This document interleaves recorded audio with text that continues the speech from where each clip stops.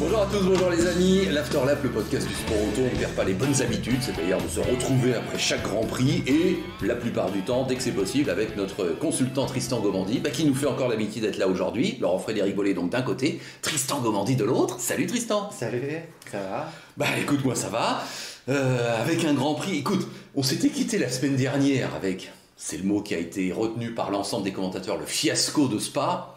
C'est vrai que je m'étais dit, bon, la Formule 1 va falloir qu'elle rebondisse. Et effectivement, je crois qu'elle ne pouvait pas mieux rebondir, avec un nouveau Grand Prix, un circuit très spectaculaire dont tu vas nous parler, avec une ambiance de feu, et un Grand Prix qui s'est déroulé parfaitement, et quelque part, c'est vrai que c'était ce qu'il fallait de mieux pour la F1, t'as pas ce sentiment-là? Oui, non, en tout cas, ça a été une nouveauté qui a permis à tout le monde un petit peu de se renouveler, de mettre un petit peu de piment dans la sauce, parce que c'était un peu une remise à zéro, même si évidemment les essais, on s'imagine bien qu'il y a eu beaucoup d'essais, que les teams ne découvraient pas complètement, et puis avec les appareils de simulation, les simulateurs. Donc c'était pas une énorme découverte pour tout le monde, mais enfin ça remplace jamais le terrain.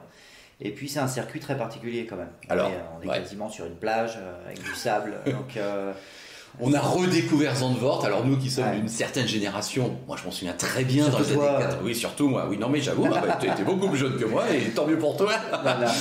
Je me souviens très bien d'avoir regardé évidemment les Grands Prix des Pays-Bas dans la fin des années 70, début des années 80. T'as vu, quand on voit la liste des anciens vainqueurs, c'est surnaturel, Piquet, Prost, Lauda, Arnoux. C'est vrai que c'était il y a 3 décennies, c'est fou.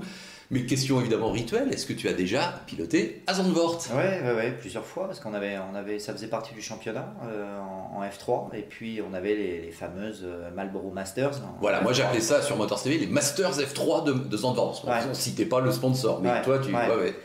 Mais bon, ça s'appelait bien les Marlboro Masters, avec tous les pilotes Marlboro de l'époque, Carlos Checa et Mamola qui venaient faire des démos en moto, et donc c'était un meeting déjà assez spectaculaire, et un meeting qu'on attendait tous parce que c'est un circuit un peu atypique. Déjà l'emplacement est quand même est magnifique, même si la mer est froide et que souvent les nuits sont fraîches, en tout cas nous quand on y était. Et puis c'est vrai qu'on est au bord de la plage, donc c'est souvent il y a souvent beaucoup de vent qui ramène tous les jours, tous les matins, énormément de sable sur la piste. Donc c'est vrai que la piste elle se gomme perpétuellement au fur et à mesure du roulage. Ça c'est quelque chose qui est souvent très très important à prendre en compte pour les équipes et pour les pilotes, puisqu'en fin de journée on s'habitue à un niveau de grippe. Le lendemain matin quand on revient, c'est plus la même piste, on a l'impression que tout est à l'envers, et même au bout d'un certain temps, et on le voit pendant le Grand Prix, c'est hors trajectoire. Et à un moment donné on voit que il y a encore énormément de sable, et puis même quand après on joue un peu avec les limites. Oui. C'est un circuit, et on le voit, on se rend compte qu'il y a un peu, malgré les travaux qui ont été faits, old school un peu, et que là il n'y a pas beaucoup de bitume à l'extérieur, et qu'on est tout de suite dans des graviers, du gros gravier à l'ancienne, oui. Ou de la terre, ou du sable, donc souvent les trois. Donc c'est vrai que ça ramène encore de la saleté sur le circuit, et on a vu ce week-end que le niveau de grippe quand même global des autos était quand même assez faible. Et le vent, c'est un aspect qui compte aussi. Le vent évidemment, le vent fait partie un peu du circuit. Alors quand il n'y en a pas, c'est un miracle, il y en a souvent beaucoup. Voilà. Donc c'est ce qui fait que il y a perpétuellement du sable qui revient. Oui, mais le vent lui-même, tu le sens sur le circuit ou pas? C'est pas trop. Non. Il faut vraiment en avoir énormément pour que ça commence à déstabiliser les pilotes et le setup de la voiture. Il y a un moment donné, le vent il est là, mais on peut pas setuper l'auto pour du vent. Ou alors il faut vraiment être convaincu qu'il est toujours dans le même sens, et à ce moment-là, on joue un peu avec ça. Mais c'est très rarement le cas. Bon. Alors moi j'ai commenté plein de courses effectivement qui se sont passées à Zandvoort, parce que beaucoup vont croire mais le circuit on l'utilisait pas depuis 35 ans. Mais non, il était toujours utilisé. La F3 tu le dis, moi en DTM, chaque année le DTM allait à Zandvoort. Bien sûr. Donc ce virage mythique par exemple de Tarzan, le premier, c'est vrai qu'on l'a toujours connu. Tu l'aimais bien ou tu as d'autres portions de circuit toi qui te reviennent en mémoire? Non, le dernier était quand même très sympa avec un banking. Alors je pense qu'il l'est encore d'autant plus en F1 parce qu'il est flat, mais bon, il est à fond parce qu'il y a ce banking quand même assez important. Et puis je dirais qu'il y a le 4 ou le 5, lorsqu'on a le droite serré et le long gauche qui fait demi-tour à 180, là où on voit qu'il y avait des différences de trajectoire assez importantes, et il y a des choix à faire, et en fait ces choix-là souvent se font en fonction de l'opportunité. Il y a une trajectoire perfo et il y a une trajectoire, je dirais, baston, et les deux sont possibles.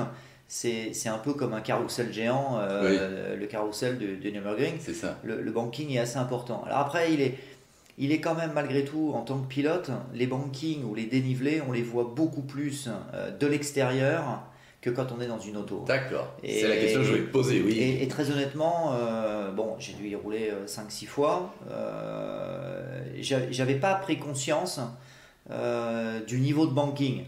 Finalement, quand on est dans la voiture, on voit qu'il y a un dénivelé, on voit qu'il y a un truc, mais finalement on est tellement focus sur le grip plus que sur le banking réellement, c'est pas quelque chose de si important. Quand on est dans l'auto, on s'en rend pas forcément compte. Oui, parce que j'allais te demander ton expérience des bankings. Bon, t'as pas roulé sur ovale aux États-Unis, bon ça c'est pour l'extrême de tout le monde, c'est sûr.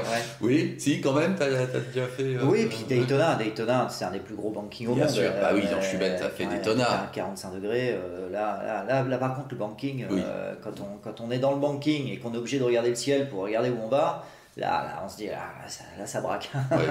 Mais bon, là ça n'en est pas du tout à ce niveau-là. Non, t'as pas fait le Lausitzring par exemple, non? Si, on l'a fait avec la partie intérieure.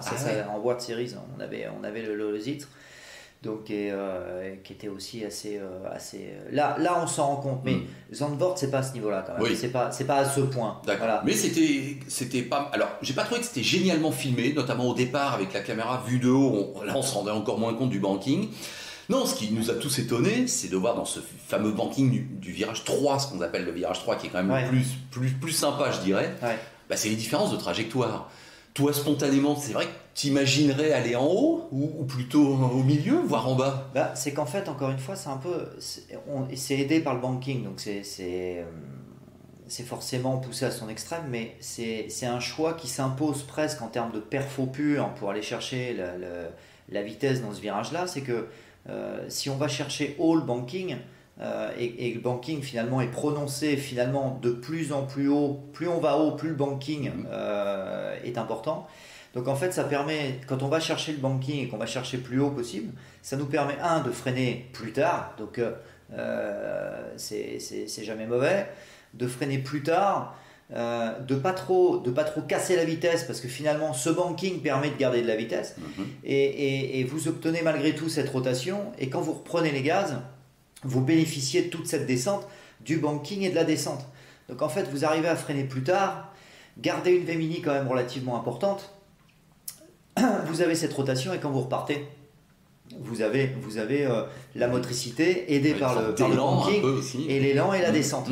Donc ça, en termes de perfo pur, ça s'impose un peu. Alors après, on voit qu'il y avait, même si la majorité des pilotes allaient chercher quand même très haut, on voyait que Verstappen, vraiment, lui, il allait même chercher le track limit. Les roues droites empiétaient sur la bande du sponsor. Ça, lui, il allait vraiment chercher au maximum jusqu'à la limite réglementaire du track limit avec cette ligne blanche. Mais malgré tout, la plupart allaient chercher en haut. Mais encore une fois, par contre, vous faites beaucoup plus de trajets.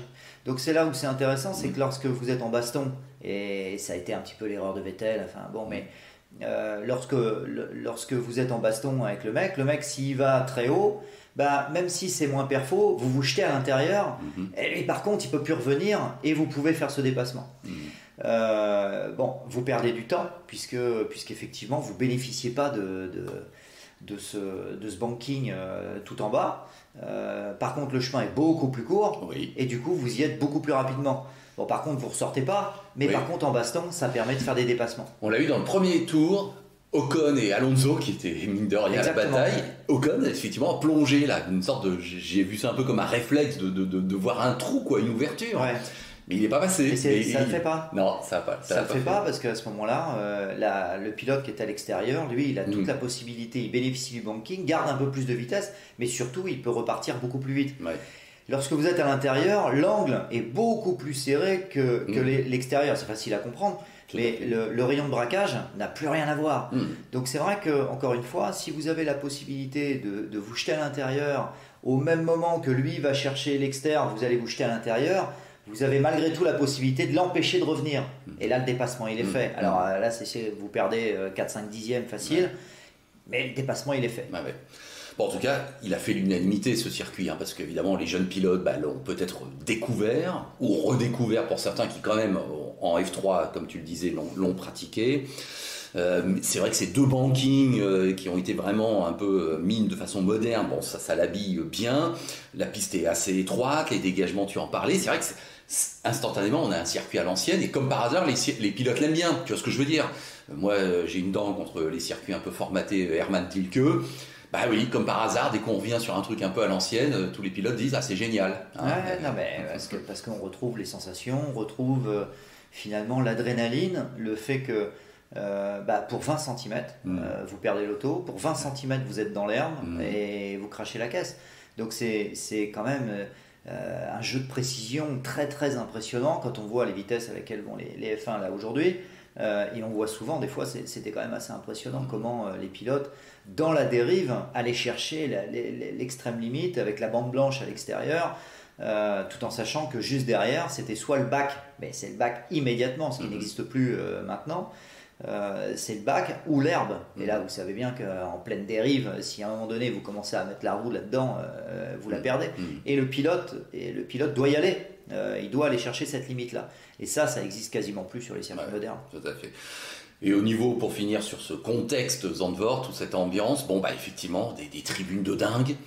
T'as vu, ils ont recréé un petit stadium à la Mexico, j'ai envie de dire. Effectivement, ça serpente là au milieu de tribunes. On savait que ça allait être tapissé de orange, mais on n'a pas été déçus. Enfin, en tout cas, moi, j'ai trouvé ça génial. Et puis, on a même été plutôt content que l'ambiance a été bonne. Hamilton a été respecté, a été applaudi. C'était fair play, me semble-t-il. Ouais.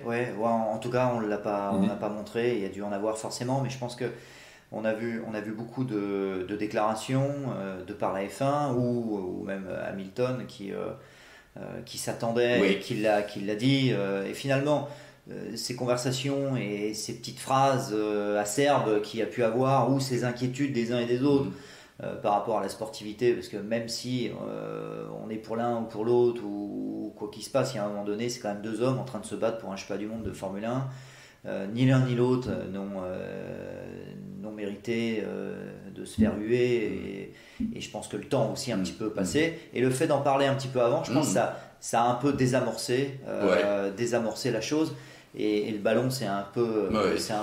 Et je pense quand même que tout supporter, c'est une analyse un peu bas de gamme, mais quand même, il faut un adversaire à la hauteur de son chouchou. Donc le chouchou, c'est Verstappen, mais tout le monde a bien conscience qu'Hamilton est un des plus grands pilotes de l'histoire. Alors voilà, certes, c'est le rival, mais bon, c'est aussi à la hauteur justement du défi. Donc j'ai trouvé qu'il y avait une sorte de respect quand même qui s'était un peu manifesté de manière naturelle sur Hamilton, parce que voilà, Hamilton est quand même évidemment des plus grands de l'histoire. Donc là, c'est évident. De toute façon, là, on est en plein dedans, donc c'est chaud.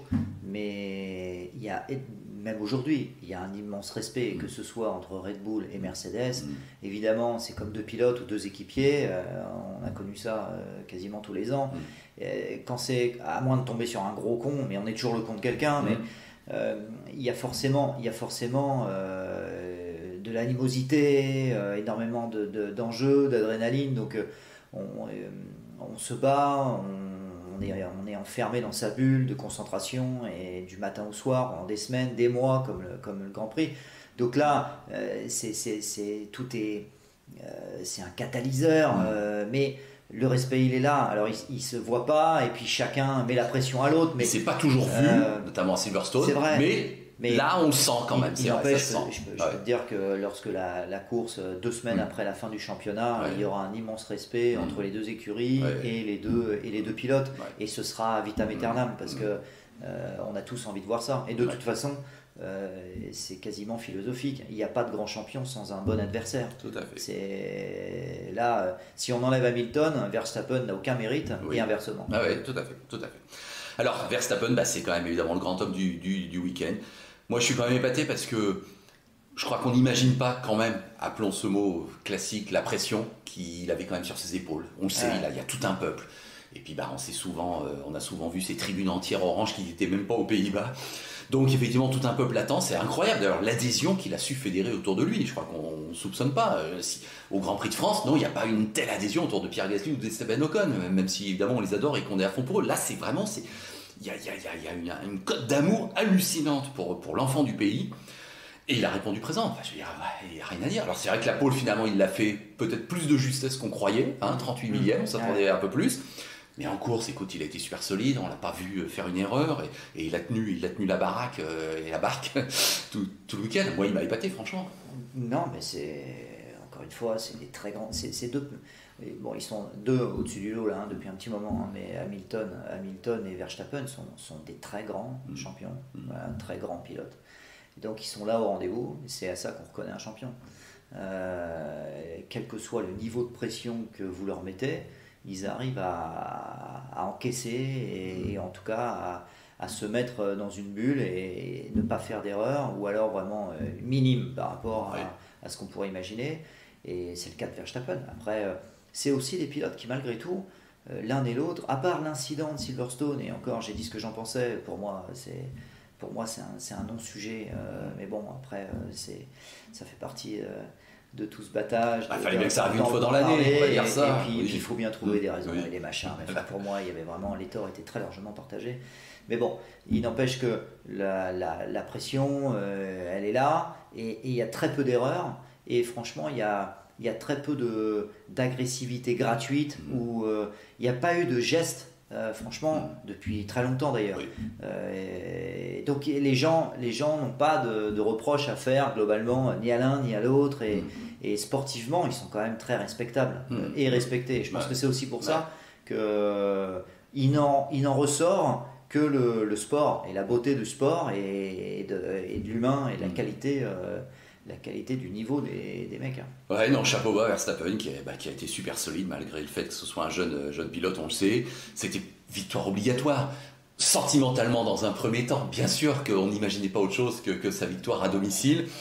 Mais encore fallait-il le faire, on revient toujours à ça. Et dis donc, Tristan, tu sais comme moi, 7e victoire cette saison. Alors évidemment, celle de Belgique sera toujours un peu sujette à caution, mais bon, elle compte. Voilà, il a gagné en Belgique, il a gagné aux Pays-Bas. Ça fait 7 victoires cette année. Hamilton, il n'en est qu'à 4. Je ne sais pas si tu t'en souviens ou si on a bien remarqué ça.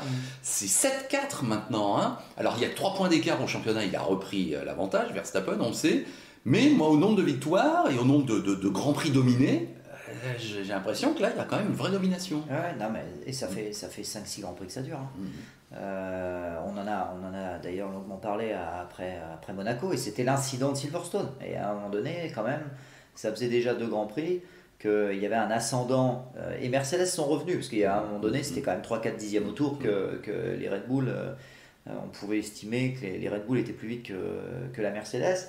Donc ils sont revenus quasiment au même niveau, même si on voit qu'il y a quand même un petit avantage.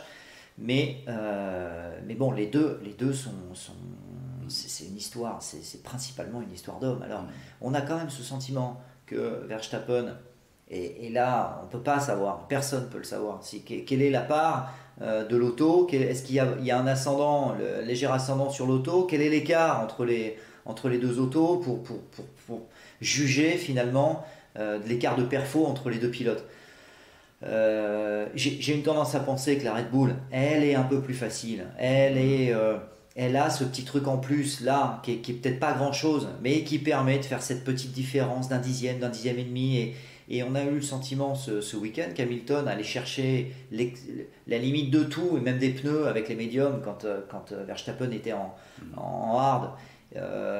Hamilton a tout mis et s'est dit on verra bien. Il y a rien à 5 à un moment donné. On va peut-être détruire les pneus, mais allez, on y va. Alors que son équipe savait ce que ça allait donner, mais et là on sent quand même, et là c'est quand même beau à voir, c'est quand même que généralement ça peut paraître un peu confortable quand son ingénieur à la radio dit là maintenant il faut quand même Écoute, c'est pas que c'est mort, enfin, il va falloir gérer les pneus parce qu'il faut terminer le Grand Prix avec. On voit Hamilton s'agacer, de dire les mecs, oh, non, on y va là, tu vois. Bon, il s'est passé ce qu'avait prévu Linger, hein, c'est qu'effectivement les 5-6 derniers tours étaient compliqués, voilà, mais il a été au bout, du bout, et on sent qu'il y a un moment donné, et d'ailleurs il le dit, il y a un moment donné, il dit non mais c'est l'autre, vous vous rendez pas compte, il est grave vite quoi, voilà, et il dit je mets tout, et il arrive, même quand il met tout, il grappille d'un dixième, donc il revient, et on sent que le Verstappen, quand hop, ça vient trop près, boum, il remet un peu, donc il avait cette marge un peu, malgré tout. Et Mercedes a tenté 2 fois l'undercut. La première fois, on s'est aperçu qu'à oui, ça pouvait marcher. Plus que ce que j'avais pensé. Ouais. On est bien d'accord. Là, je crois que tout le monde s'est dit dis donc, oui, il fallait vraiment s'arrêter tout de suite pour contrer Hamilton. En revanche, le deuxième, non, ça l'a moins fait. Et puis, on se rendait compte qu'on était très loin de l'arrivée, quoi. Le deuxième, je pense que c'est mal tombé parce que, bon, pourtant, on voyait que Mercedes, on sent que ça rumine. Hein, les mecs, ils réfléchissent un peu. Sauf que là, ils sont tombés dans le trafic. Ils sortent des stands et ils se retrouvent au milieu de 3 voitures. Donc là, ça ne l'a pas fait. Évidemment, je pense que le petit plus ou les 2 secondes qu'il avait gagné dans le premier undercut, qui pouvait vraiment le remettre au contact. Et puis, en fait, la clé aurait été qu'il arrive à déclencher le DRS. Bon, au moins là, parce que la ligne droite, elle est quand même longue, ça aurait pu le faire. Sauf que là, il tombe dans le trafic. Je pense que le trafic, il a fait pour beaucoup. L'avantage qu'il a eu de l'undercut, l'a complètement perdu dans le trafic. Donc ça a annulé tous les effets. Voilà. Bon, et puis après, de toute façon, Red Bull s'attendait tellement à ça. C'est quand même pas la première fois que Mercedes joue à ça. Donc on a vu que tout de suite, il se calait sur la stratégie d'Hamilton pour prendre aucun risque. Ouais. Bon bah écoute, je crois que l'essentiel est dit parce qu'après tout le résultat est assez limpide de ce Grand Prix effectivement et c'était un cas de figure assez classique qu'on a cette année. Non, j'ai envie de te poser quelques petites questions en rafale en mode un peu top flop. Bah Gasly pour moi c'est un top. 4 ans sur la grille, 4 à l'arrivée. Alors effectivement, il a été à sa place, il a pas joué aux avant-postes, mais le fait est que c'est lui le 4e, le meilleur du reste, quoi, comme on dit souvent. Non, puis, bon, là aussi, c'est très difficile à juger. Évidemment, on ne fait jamais. Ça n'existe pas. C'est toujours un mythe de dire il y a un pilote, c'est lui qui fait le résultat de l'équipe, la voiture elle est pourrie, mais le pilote il est exceptionnel. Bon, la voiture elle est bonne. Voilà, bon, ça c'est clair, net, précis. Sinon les autres ils feraient pareil. À un moment donné, Russell n'est pas mauvais non plus et il ne met pas la voiture P4. Donc il peut y avoir vraiment, quand la voiture est là, les mecs sont présents et ils vont chercher le max. Mais la voiture, on le voit, elle fonctionne très bien. Et lui, il est vraiment, on voit, il est bien dans sa tête, il fait le job, c'est vraiment. On verra cet hiver, mais c'est vrai que quand il y a la chance d'avoir un jeune pilote en pleine forme comme ça, en confiance, je m'étonne qu'on n'entende pas plus parler finalement dans les transferts et le mercato qui peut un peu se dessiner, qu'on n'entende pas plus parler, quoi, parce que ce genre de profil arrive assez rarement quand même. D'une voiture. Tu veux dire pas forcément par rapport à Red Bull, mais même par rapport à d'autres. Oui, un échiquier global. Absolument. Parce que je reste assez convaincu que ce serait pour moi une belle boulette de revenir chez Red Bull avec Verstappen comme équipier. Oui, c'est ça. Je suis d'accord que c'est pas si simple que ça. Alors moi, j'irai pas. Non, c'est clair. Par contre, oui, on peut peut-être se dire Gasly chez, je dis n'importe quoi, Aston Martin, oui, super. Il y a quand même. Il y a des choses où McLaren, où il peut y avoir des transferts envisageables. Et on n'est pas dans les petits papiers de tout le monde, mais enfin, c'est le genre de profil qui est quand même relativement rare.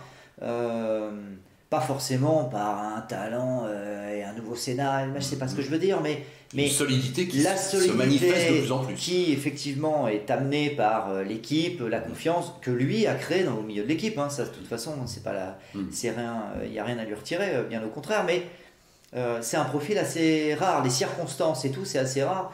Et je suis, je pense, je suis assez étonné qu'on n'entende pas plus parler parce que je suis team manager d'un team qui peut ou qui voudrait réfléchir à venir sur le podium au général d'un championnat du monde. Un profil comme celui-là, il est quand même plus qu'intéressant. Mais tu as bien fait de le rappeler parce que c'est vrai.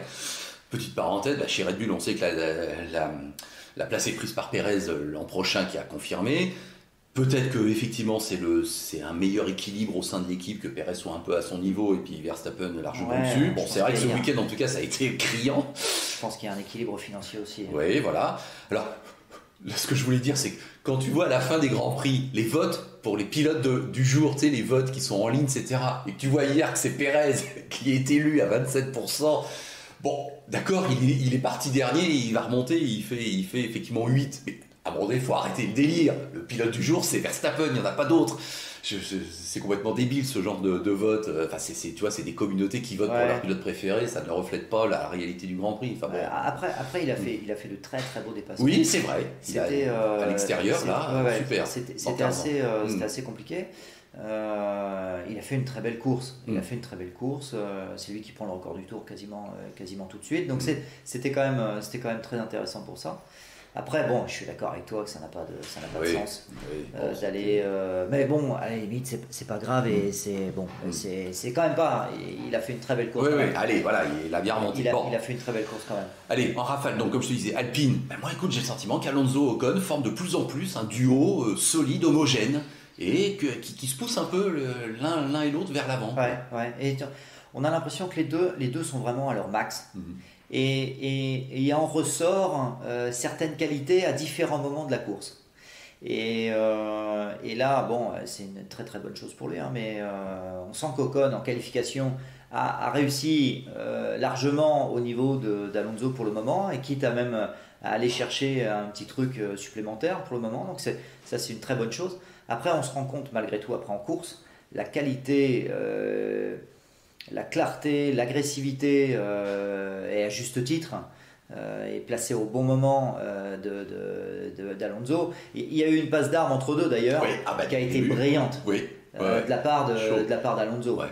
Franchement, ça a été brillant et c'était au millimètre, ça a été au contact, mais on voit que là-dessus l'expérience et l'agressivité, et encore une fois l'agressivité bien placée, d'Alonso fait la différence et il a fait la différence en course. Oui, 6e à l'arrivée, c'est un super résultat.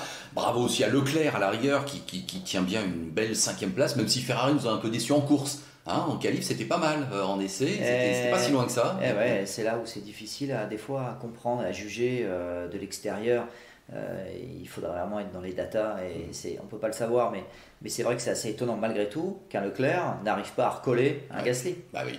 Effectivement. Donc, et on peut pas. Il y en a peut-être des malins qui s'amuseraient à ça, mais on va pas s'amuser à juger, à savoir si Leclerc est meilleur que Gasly et inversement. Je pense que on peut pas les juger, on peut pas les comparer humainement. Par contre, malgré tout, la voiture prouve que la voiture de Gasly fonctionne bien et en tout cas à Zandvoort marchait aussi bien, largement aussi bien que les Ferrari.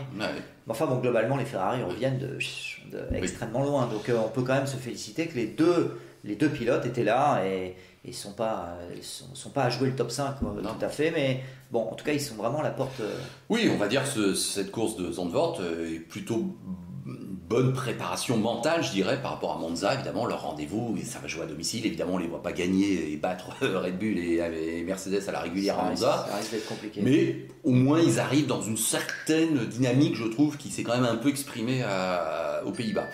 J'ai été très déçu très déçu, dommage pour lui, par Giovinazzi, qui nous fait une super qualif. Et puis alors en course, tu as vu qu'il revient complètement dans le rang, 14e, alors qu'il était 7e sur la grille. Oui, alors après, ce qu'il y a, c'est qu'en course, il y a quand même des... On a vu que les autos, par le sable, la dérive, les autos réagissaient pas pareil avec les hards.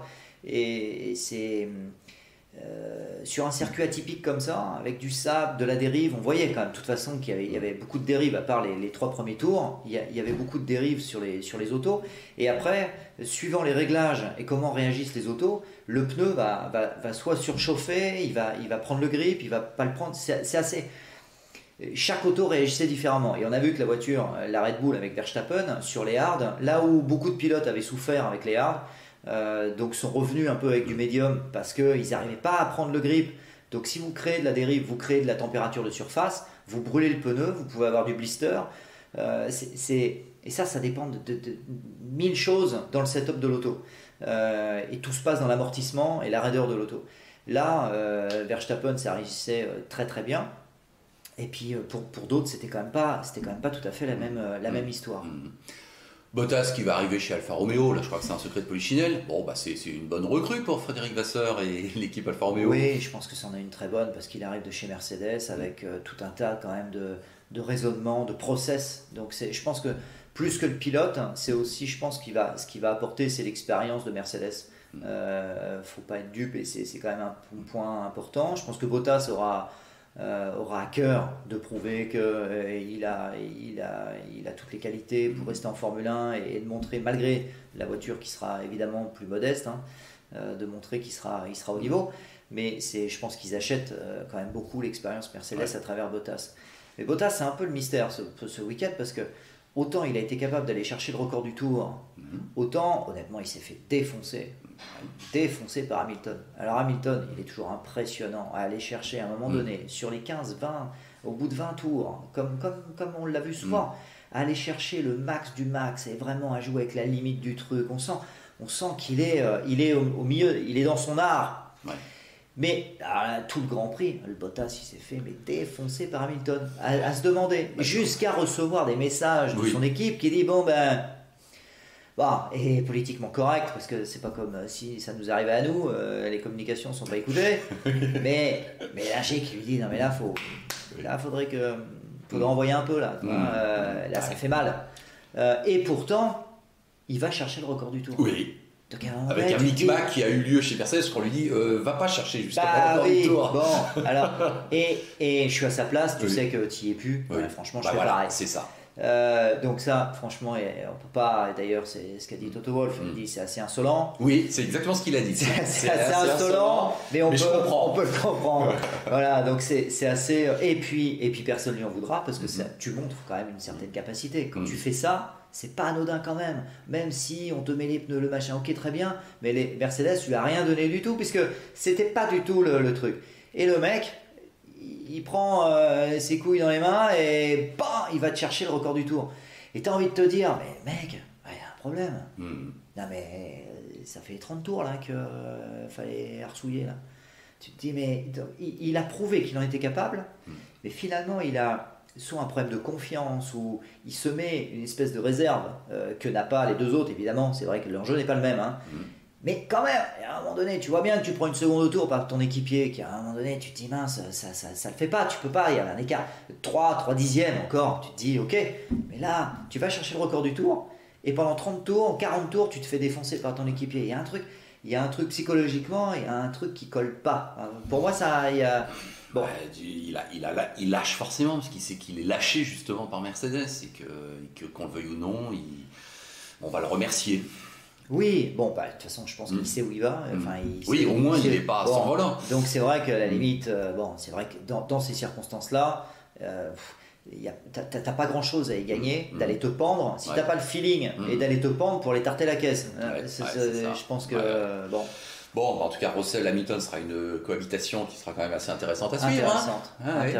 Intéressante, parce que malgré tout, même si Hamilton n'est pas vieux et tout, mais bon, ça reste maintenant, en tant que sportif, il y a l'ancienne génération et la nouvelle, et l'écart d'âge, on l'a vu sur des prises de risques, même si Hamilton est encore exceptionnel et sait prendre des risques, mais Russell, comme Lando Norris, arrive à débrancher complètement le cerveau.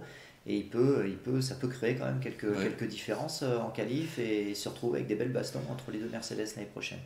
Dernière petite question, Tristan.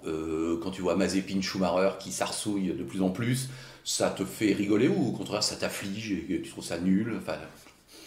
En fait, on sent qu'il y a un conflit interne. Alors, comme l'auto elle est un peu nulle part, il n'y a rien de choquant parce que c'est normal. Et la monoplace, de toute façon, ça a toujours été comme ça. Le premier mec à défoncer, c'est ton équipier. Voilà, ça c'est clair. Maintenant, quand toute l'équipe elle est en retrait comme ça, tu t'attends dans un esprit de faire avancer les choses. Alors après, c'est peut-être du one shot, et puis c'est vrai qu'il peut y avoir un renouvellement de pilote. Donc chaque pilote a envie de montrer ce qu'il est capable de faire. Bon, mais ce qu'il y a, c'est qu'ils se battent tous les deux. Alors, le Mazepin, il fait des changements de trajectoire extrêmement dangereuses, et c'est franchement ce mec-là, mais vite, qui se casse. Et puis Schumacher, j'ai pas trop d'avis sur ce garçon. Les deux sont malgré tout un peu empêtrés dans une équipe où la voiture elle est nulle part. Donc c'est très compliqué. Leur situation individuellement est compliquée. Et alors les deux ensemble, je pense que de l'extérieur comme ça paraît compliqué. Quand on a un mec comme Mazepin comme équipier, je pense que tu te dis vite que la saison se termine. Bon, en tout cas, on s'est pas dit que vite que cet épisode se termine, parce qu'on avait toujours autant de plaisir à parler avec toi, Tristan, mais je crois qu'allez, on a tout dit, on va conclure là. La semaine dernière, tu étais présent avec nous pour le 100e épisode, c'est logique, c'était aujourd'hui le 101e épisode, voilà, l'After Lap qui continue plus que jamais, le podcast du sport auto, et on te remercie vraiment encore une fois de te rendre disponible pour nous. Et si tu es prêt à faire la triplette magique, on se retrouve la semaine prochaine pour faire Monza, parce que là, après tout, les 3 Grands Prix de rentrée, ça serait sympa d'avoir ce rendez-vous régulier avec toi. Merci beaucoup. Passe une bonne semaine. Ouais, elle va être bonne. Et puis allez, on va dire qu'on se retrouve à Monza, puis on va continuer d'analyser tout ça. Merci, à très vite. Salut.